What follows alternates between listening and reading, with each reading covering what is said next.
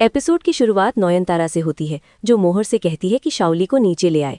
सूरजो मोहर को रोकता है और नयनतारा से पूछता है कि उसकी प्रॉब्लम क्या है। नयनतारा कहती है कि शाओली अब फैमिली का हिस्सा है, तो घर में हो रही पूजा में वो शामिल क्यों नहीं होगी। उधर शाओली सोचती है कि पूजा की वजह से उसके बेबी को घुटन हो रही है, लेकिन नयनतारा को ये पता नहीं चलना चाहिए कि पूजा से वो कमज़ोर हो रही है। शाओली नीचे आती है और कहती है कि किसी को उसे बुलाने की ज़रूरत नहीं है, वो पूजा कैसे मिस कर सकती है। वो अपने बेबी का दर्द महसूस करती है, लेकिन कुछ देर बर्दाश्त करने का फैसला करती है। नयनतारा शाओली से व्रत रखने को कहती है। शाओली गुस्से में कहती है कि नयनतारा में कॉमन सेंस नहीं है, क्योंकि प्रेग्नेंट औरतें व्रत नहीं रख सकती। शाओली टॉन्ट करती है कि नयनतारा ये बात इसलिए नहीं समझती क्योंकि वो कभी माँ नहीं बनी। वो नयनतारा से कहती है कि वही व्रत रखे और दुआ करे कि सूरजो उसे छोड़कर न जाए। शाओली ये भी अनाउंस करती है कि आज से वो सूरजो के साथ उसकी रूम में रहेगी। ये सुनकर नयनतारा और सब लोग शॉक हो जाते हैं। शाओली नयनतारा से कहती है कि सूरजो भी अपने बेबी के साथ रहना चाहता है। वो बताती है कि सूरजो एक लविंग फादर बनने वाला है, इसीलिए कल रात उसने उसके पेट पर हाथ रखकर बेबी को महसूस किया था।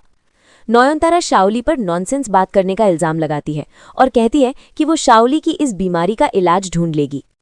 सूरजो नयनतारा को चुप करने को कहता है और उसे जबरदस्ती अंदर ले जाता है।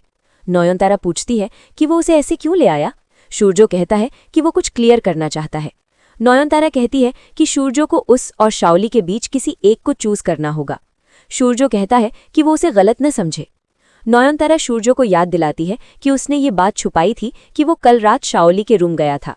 सूरजो मानता है कि उसे यकीन नहीं है कि शाओली के पेट में उसका बच्चा है, लेकिन फिर भी वो बेबी से अटैच हो रहा है और उस फीलिंग को रोक नहीं पा रहा। नयनतारा कहती है कि उसके पास इसका सोल्यूशन है, डीएनए टेस्ट। वो कहती है कि डीएनए टेस्ट से पता चल जाएगा कि बेबी का फादर कौन है। सूरजो पूछता है कि क्या वो कह रही है कि बच्चा उसका नहीं है। नयनतारा कहती है कि वो कोई बेबी नहीं बल्कि ईविल पावर है। कुछ देर बाद शायोन परिमहल में एक लैब टेक्नीशियन को ले आता है। नयनतारा सूरजो से कहती है कि किसी भी हाल में शाओली का ब्लड सैंपल लेना होगा। सूरजो लैब टेक्नीशियन को शाओली के रूम में ले जाता है और झूठ बोलता है कि विटामिन्स और टैबलेट्स लिखने के लिए ब्लड टेस्ट जरूरी है। शाओली मान जाती है। सूरजो वहां से चला जाता है। शाओली सोचती है कि क्या सूरजो सच में बदल गया है या नहीं। बाद में शाओली लैब टेक्नीशियन को रोक लेती है और उसे हिप्नोटाइज करती है। उसे पता चलता है कि ब्लड सैंपल डीएनए टेस्ट के लिए लिया गया है। उधर घोर कमीनी कालियासुर की पूजा करती हुई दिखाई जाती है। रात को नयनतारा आवाज सुनती है और देखती है कि शाओली के पेट में बेबी मूव कर रहा है।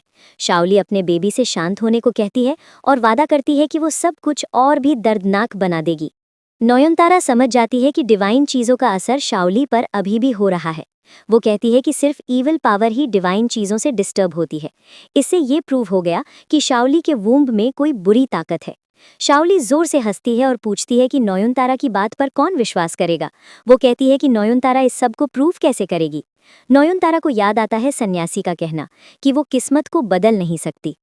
आपके हिसाब से शाओली के पेट में सच में बेबी है या कोई ईविल पावर, और क्या डीएनए टेस्ट से सच सामने आ पाएगा या कोई नया ट्विस्ट आने वाला है?